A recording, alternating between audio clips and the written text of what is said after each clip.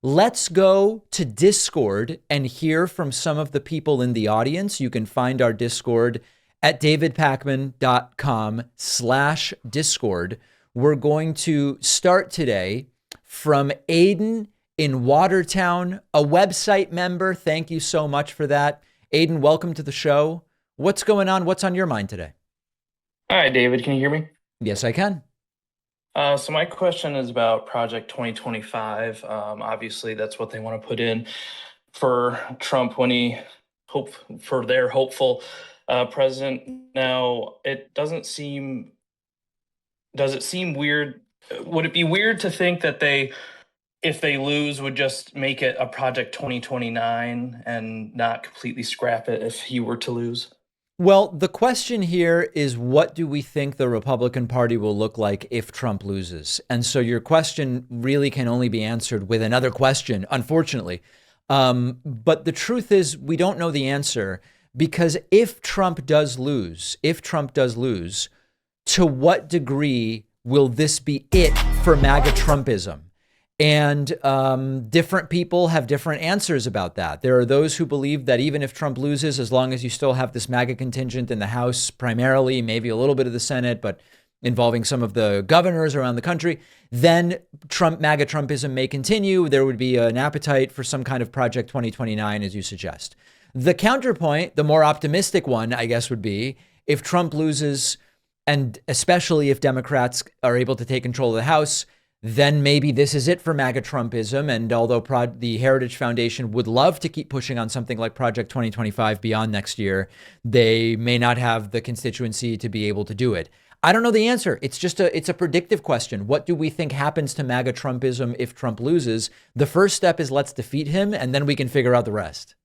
Yeah, no, I agree, and I hope it doesn't turn into 2029 when he does lose. But Certainly and not. then my other question is, have you figured out what your Tesla replacement is going to be? Is it going to be the Kia EV9 or a Rivian or a Volvo or something along those lines? I've not figured it out. I did test drive a Rivian, and it has a number of advantages over my Tesla, including ride quality, and general build quality, the feel of it.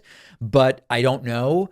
The Volvo EX90 is very interesting, although there have been a number of delays, and at this point, I don't know when it's really going to be available. So I have nothing to report at this time. All right. Well, I hope to hear what you choose eventually. All right. Thanks, Aiden. Good to hear from you. You as well. Bye. All right. Aiden from Watertown.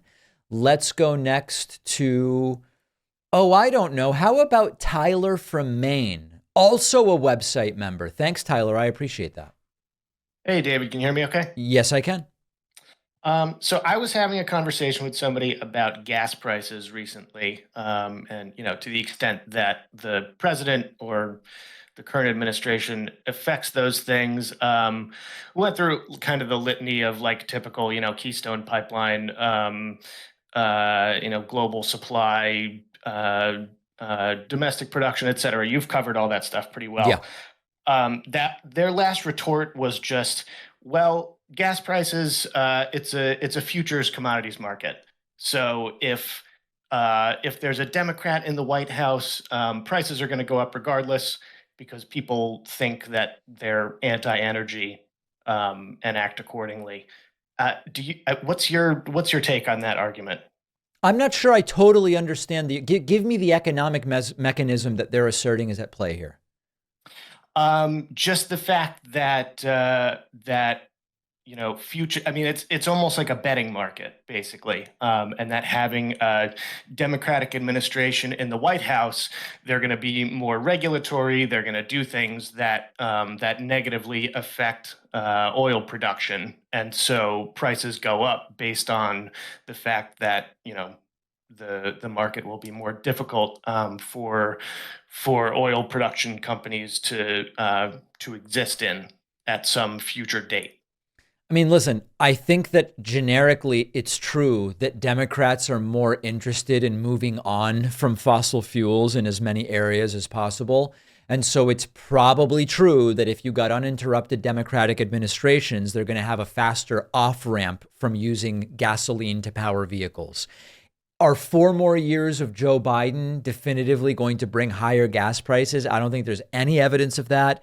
I've not seen any evidence that in general, the things that Democratic presidents do lead to higher gas prices on average rather than Republican presidents. So I just think that, okay, sure, in some long-term sense, if you start saying, here's our off-ramp from selling new internal combustion engine vehicles, here's our off-ramp from heating homes with oil, et cetera, at some long term, as we get off of those, it's true that they may get more expensive, but increasingly people won't be using them. But I just don't think that there's any historical argument to say gas prices in general are higher under Democrats. I've not seen that data. Okay, appreciate it. Thanks for the answer. All right, Tyler from Maine, great to hear from you. Why don't we go next to Colin from Charlotte, North Carolina? Colin, welcome to the show. What's on your mind today? Hi, David. Can you hear me? Yes, I can. Hey, so I just wanted to bring up the concept of corporate greed. So I actually listened to a Tucker Carlson video, and I'm not typically a fan of him in any capacity, but he brought up the monopoly power that Amazon has had recently and their price fixing in the market. I was just wondering from a legislative standpoint, what are some things that we can kind of push for or hope for that we can kind of crack down on corporate greed, which I think really drove up a lot of the inflation during the COVID era? I mean, one of the classics that's often mentioned is there should be serious disincentives from doing stock buybacks. That's a common one, and the way that it would be organized probably would depend on how you want to implement it. So I think that potentially is one way to go. You could look at taxing so-called golden parachutes, but also like bonus type performance-based compensation plans more aggressively. There's a lot of different ways, but also corporate greed can sometimes mean price gouging. It's not necessarily about stock buybacks. And so price gouging would have to be dealt with in a different way. It really depends on what you want to target specifically. Yeah, I think I typically think of price gouging. I mean, like when we had the COVID era, a lot of companies used that as a guise to raise their prices. So when you think about Chipotle, right, they had record profits during that time.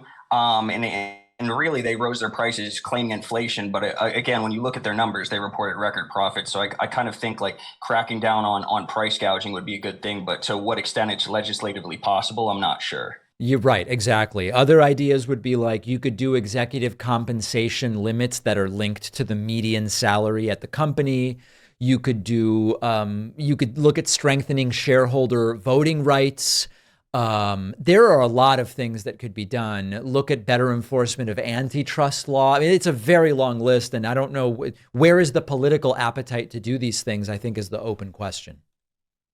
Yeah, definitely very tough when you have two corporate parties, obviously one more corporate. But I appreciate you taking the time to answer my question, David. I'm a huge fan. So. Thanks so much. All right, Colin from North Carolina, great to hear from you. Very much appreciate it. In today's insane media landscape, to stay informed and prepare for the show, I turn to trustworthy publications of record like the Washington Post. No one can beat the Washington Post's track record of investigative journalism and speaking truth to power. And now the Washington Post is a sponsor of the David Pakman Show. Did you know the Post offers a cool feature for audio lovers like you? You can actually listen to articles in addition to reading them, so you can tackle your to-do list and catch up on the news at the same time.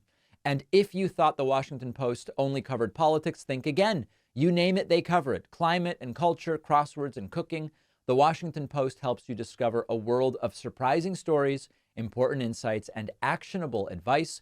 It's important to me that this show only be sponsored by a reputable news organization like the Washington Post, and my audience needs to stay informed. You really need a daily newspaper to read online to do that. So we're partnering with the Washington Post to give anyone in my audience a subscription for just 50 cents a week for the first year. That is 80% off their typical offer. Go to WashingtonPost.com/Pakman. The link is in the description.